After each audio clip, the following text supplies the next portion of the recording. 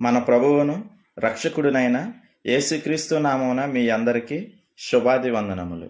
ఈరోజు దేవుని వాగ్దానం సామెతల గ్రంథం 22వ అధ్యాయం 6వ వచనం.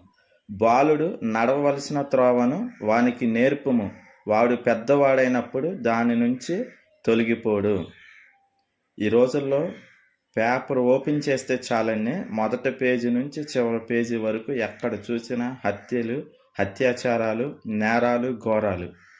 ఈ చేసేవారి సంఖ్య చాలా రోజు రోజుకి విపరీతంగా పెరిగిపోతుందండి. మనుషుల్లో మానవత్వం అనేది చాలా తగ్గిపోతూ ఉంది. మొన్నటి రోజున కలకత్తాలో జరిగిన ఇన్సిడెంట్ కానీ, మన విజయవాడలో జరిగిన ఇన్సిడెంట్ కానీ, ఎక్కడ చూసినా భయంకరమైన రేపులు జరుగుతున్నాయండి. మహిళల మీద అత్యాచారాలు, హత్యలు, మర్డర్లు, దొంగతనాలు. విజయవాడలో వరదొచ్చి జనాలు అంత బాధపడుతుంటే ఇళ్లలోకి వాటర్ వచ్చేసి పాపం వాళ్ళకున్న సామగ్రి మొత్తం నశించి, వాళ్ళకున్న ఆస్తులన్నీ నష్టపోయి వాళ్ళు తీవ్రమైన నష్టంలో ఉంటే దొంగలంట వెహికల్స్ ఎత్తుకుపోతున్నారంట. చూడండి, మనుషుల్లో మానవత్వం అనేది నశించుకుపోతుంది. నేను నిన్నటి రోజున ఒక వార్త చదివానండి. ఉత్తరప్రదేశ్లో జరిగిన వార్త ఇది. ఒక మహిళ తన భర్తకి చాలా బాగా అనారోగ్యంగా ఉందంట. ఆరోగ్యం బాగోలేదని అంబులెన్స్కి ఫోన్ చేసి అంబులెన్స్లో తన భర్తని హాస్పిటల్కి తీసుకెళ్తుంటే అంబులెన్స్ సిబ్బంది ఆ మహిళ మీద రేప్ చేశారంటండి అంబులెన్స్లో.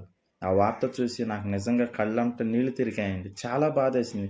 ఏంటంటే ఇంకెక్కడ రక్షణ ఉంది? అంబులెన్స్లో రేపులు చేస్తున్నారు, హాస్పిటల్లో రేపులు చేస్తున్నారు, విద్యాలయాల్లో రేపులు చేస్తున్నారు. సమాజంలో ఎక్కడ చూసినా నేరాలు, ఘోరాలు బాగా పెరిగిపోతున్నాయండి. దీనికి కారణం ఏంటంటే చిన్నతనం నుంచి వారు సరైన నడవడిక లేకపోవటం, చిన్నతనం నుంచి వారికి బుద్ధులు సరిగ్గా నేర్పకపోవటం వల్లనే ఇలా తయారయ్యారు. నేను మొన్న ఈ మధ్య ఒక వీడియో చూశానండి. మన భారతదేశంలో జైల్లో ఉన్న ఖైదీలందరూ కూడా, చాలామంది నేరస్తులు అందరూ కూడా తల్లిదండ్రులు లేని పిల్లలేనంట. కొంతమంది తల్లిదండ్రులు లేని పిల్లలైతే, కొంతమంది చిన్నతనంలోనే తల్లిదండ్రులు విడాకులు తీసుకుని పిల్లల్ని గాలికి వదిలేసిన వాళ్ళే ఎక్కువ మంది ఉన్నారంట. మరి కొంతమంది తల్లిదండ్రులు ఉన్నా సరే వారికి చిన్నతనం నుంచి సరైన మార్గంలో వారిని నడిపించకపోవటం వల్లనే వారి చిన్నతనం నుంచి స్వేచ్ఛ ఎక్కువైపోయి సిగరెట్లని, మందని, గంజాయి అని ఇటువంటి మత్తు పదార్థాలకి అలవాటు పడిపోయి అనేకమైన ఘోరమైన పనులు చేస్తున్నారు. అందుకనే దేవుడు ముందుగానే మనందరి కొరకు కూడా బైబిల్ గ్రంథంలో ఈ మాటను వ్రాయించి ఇచ్చాడనమాట. బాలుడు నడవవలసిన త్రోవను వానికి నేర్పాలి. తల్లిదండ్రులమైన మనందరం కూడా మన పిల్లలకి నేర్పించాలి. పిల్లలు ఎలా మాట్లాడాలి, ఎలా నడవాలి, వారి యొక్క హావభావాలు, బాడీ లాంగ్వేజ్, మాట్లాడే విధానం, ఇతరులను గౌరవించే విధానం, మహిళల పట్ల చూపించే గౌరవం, ఇటువంటివి చిన్నతనం నుంచి మన పిల్లలకి నేర్పిస్తే వారు పెద్దవాడైన తర్వాత దాని నుంచి తొలగిపోడు అని దేవుని వాక్యం చెప్తుంది.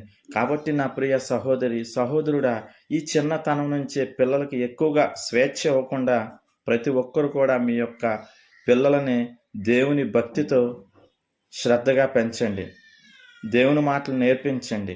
ఇతరులను గౌరవించే విధానం నేర్పించండి. మంచి మాటలు నేర్పించండి.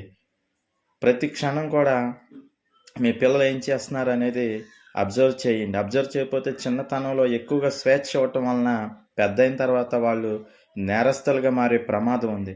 కాబట్టి ప్రతి ఒక్కరు కూడా ఈ చిన్నతనం నుంచే మీ పిల్లలకు మంచి బుద్ధులు నేర్పించాలని, మంచి నడవడికను వారందరికీ నేర్పించాలని ప్రభువైన యేసుక్రీస్తు నామమున మీ అందరికీ ప్రేమతో తెలియజేస్తున్నాను.